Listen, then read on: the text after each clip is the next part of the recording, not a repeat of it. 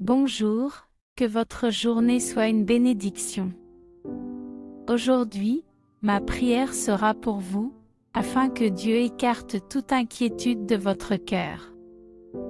Vous devez maintenant être très attentif à ce que je vais vous dire, pour vous qui êtes ici pour la première fois ou pour vous qui suivez déjà nos prières. Aujourd'hui, ma prière sera pour que le Saint-Esprit de Dieu arrive là où aucun homme ne peut arriver, dans vos émotions. Et qu'il enlève toute l'anxiété qui est en vous. Parce que l'anxiété perturbe l'action de Dieu dans les situations de votre vie. Je ne dis pas quelque chose que je trouve. Je m'en remets à Dieu. La parole du Seigneur dit que Dieu révèle tout ce qui est caché et dissimulé. Dieu a toujours vécu dans la lumière et il sait qui vit dans les ténèbres. Et ce matin, le Saint-Esprit de Dieu a parlé dans mon cœur pour que je prie pour ses enfants. Qu'il a beaucoup de promesses, qu'il a beaucoup de bonnes choses de la part du Seigneur qui vont arriver dans votre vie. Mais l'anxiété dans le cœur perturbe l'action de Dieu. L'anxiété entrave l'action du Saint-Esprit. Savez-vous quel est le problème? Lorsque quelqu'un est anxieux et qu'il comprend qu'il est anxieux, le Saint-Esprit peut travailler dans cette vie plus facilement. Mais lorsque quelqu'un est anxieux et qu'il ne le sait pas, ce cœur anxieux fait obstacle au plan de Dieu. Car on ne peut régler un problème que si l'on connaît le problème. Comprends-tu ce que je dis? Il y a beaucoup de gens qui sont anxieux, mais ils croient qu'ils n'en ont pas. Mais je sais qu'aujourd'hui, dans tous les cœurs qui sont ici avec moi, il est possible d'entendre une prière, de trouver Dieu, à cette heure que Dieu appelle l'heure sainte. C'est le moment où Dieu visite l'homme qui prie. Que Dieu vous visite et qu'il apporte la paix dans votre cœur. Que la paix de Dieu atteigne puissamment tout votre cœur, de sorte qu'elle élimine toute anxiété. Si vous vous sentez différent ces derniers temps, vous ne vous sentez pas normal. Tu ne te sens pas normal. C'est parce que ton cœur est anxieux. Que tu te sens un peu nerveux ou très nerveux. Si tu n'es pas habituellement comme ça. Si tu traites mal certaines personnes. Que ce soit dans la manière de répondre ou dans la manière d'agir. Tout cela est lié à ton anxiété. Vois ce que le Saint-Esprit de Dieu m'a dit de te lire. Ne vous inquiétez pas pour votre vie, de ce que vous mangerez ou boirez, ni pour votre corps, de ce que vous porterez. La vie n'est-elle pas plus que la nourriture, et le corps plus que les vêtements? Regardez les oiseaux du ciel, ils ne sèment pas, ne moissonnent pas, ne stockent pas dans des greniers, et pourtant votre Père céleste les nourrit. N'avez-vous pas plus de valeur qu'eux? L'un d'entre vous peut-il, en s'inquiétant, ajouter une seule heure à sa vie? Votre anxiété pourrait-elle ajouter une période supplémentaire à votre vie? L'anxiété peut-elle ajouter une année à votre vie? Quand votre cœur est trop anxieux, c'est comme si vous disiez à Dieu, « Je n'ai pas confiance en ton travail, je n'ai pas confiance en tes actions, parce qu'une personne anxieuse veut que les choses arrivent à son heure, et tous ceux qui connaissent le monde spirituel savent qu'à notre heure les choses échouent, mais qu'au temps de Dieu tout est parfait, parce que Dieu dit, « La porte que j'ouvre, personne ne la ferme ». Parfois nous pouvons même penser que cela prend trop de temps, mais quand Dieu agit, personne ne le défait. Quand Dieu élève, personne n'abaisse. Quand Dieu élève, personne n'abaisse. Vous devez apprendre à attendre le moment choisi par Dieu dans votre vie. Votre seul travail consiste à planter. Planter dans la prière. Planter en obéissant à Dieu. Plantez l'obéissance aux directives que vous recevez par la parole du Seigneur. Vous devez planter dans chaque acte d'obéissance, de prière et de recherche.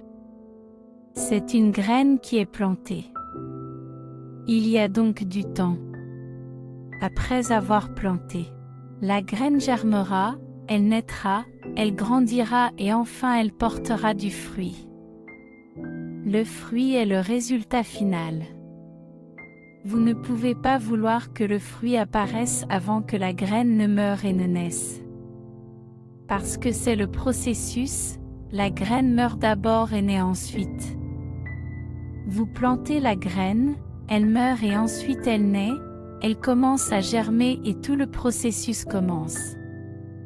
Et le résultat final est le fruit. Pendant que je prie ici avec vous, le Saint-Esprit de Dieu me rappelle un couple. Abraham ou Abraham, après que Dieu a exalté sa vie, a changé son nom d'Abram en Abraham.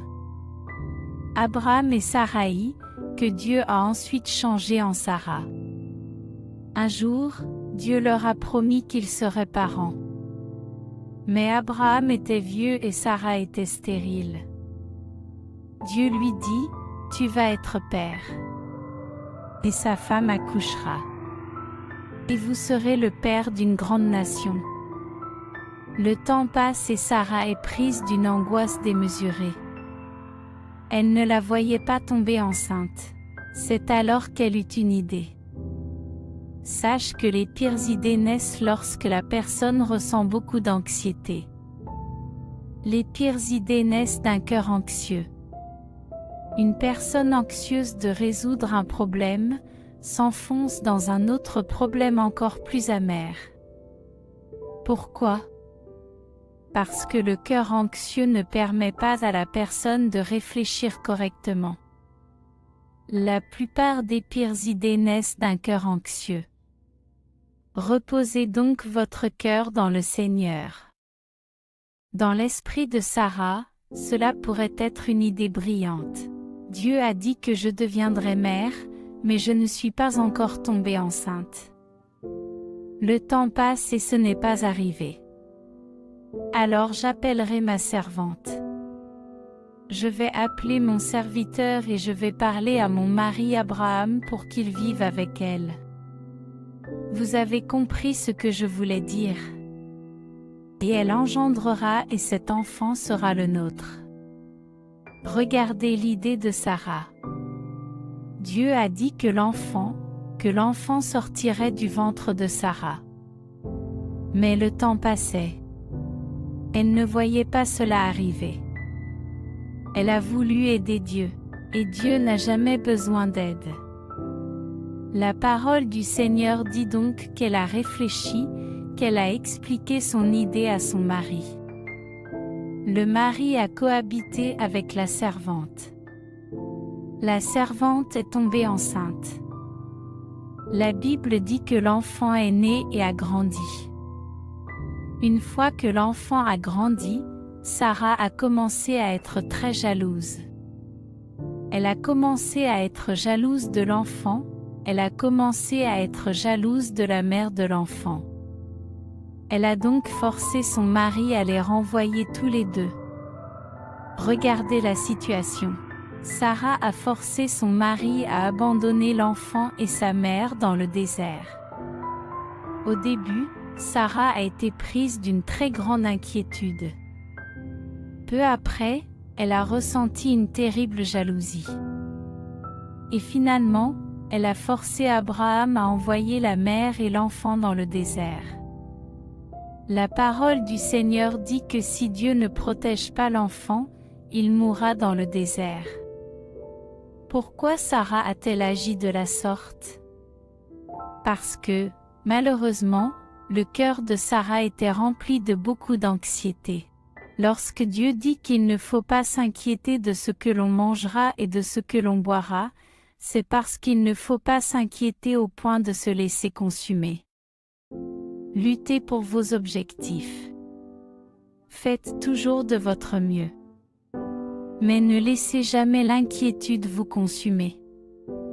Rappelez-vous que vous êtes un enfant bien-aimé de Dieu. Remarquez l'exemple qu'il nous donne en observant la nature. Observez les oiseaux du ciel. Les oiseaux n'ont pas besoin de planter, ils n'ont pas besoin de récolter. Et pourtant, le Seigneur ne manque jamais de les nourrir. Dieu nous dit donc, si je ne les laisse pas manquer, je ne vous laisserai pas manquer. Il y a des gens qui prient ici avec nous tous les jours. Ils se demandent si cela va marcher. Si ça ne marche pas, et parce que ces doutes existent, la personne commence à se battre avec ses propres forces. Et la plupart du temps, le résultat est mauvais. Il faut apprendre à reposer son cœur. Ce matin, je prie pour que le Saint-Esprit de Dieu vous visite et élimine toute anxiété qui existe dans votre cœur. Vous y croyez? Vous appropriez-vous cette bénédiction? Sachez que cette bénédiction est la vôtre. Sachez que la promesse est la vôtre. Restez calme. La promesse de Dieu pour votre vie sentimentale s'accomplira. La promesse de Dieu pour votre vie financière s'accomplira. La promesse de Dieu pour votre famille s'accomplira également. Mais arrêtez de vous angoisser. Reposez votre âme et votre esprit.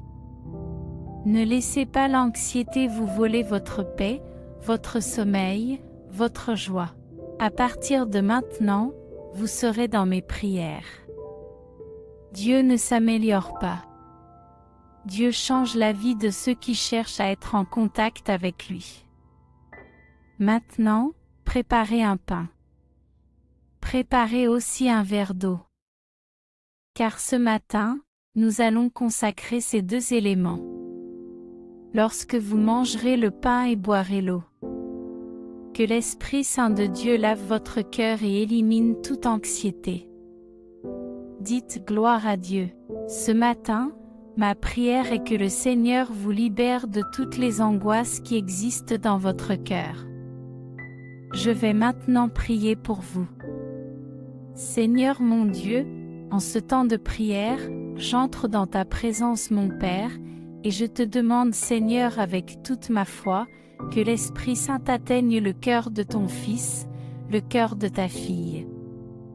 Atteignez tous les cœurs en ce moment même, Seigneur. Tous les cœurs qui ressentent de l'anxiété. Tous les cœurs qui sont agités. Père, il y a une agitation et une anxiété qui essaient de s'emparer de ce cœur. Et le Seigneur sait que ce n'est pas bon, parce que l'anxiété entrave le travail du Seigneur dans la vie d'une personne. Alors mon Père, que tout ce qui représente de l'anxiété, que toute anxiété pour le problème sentimental soit résolue. Que toute anxiété pour le problème financier, le problème familial vienne à être résolu.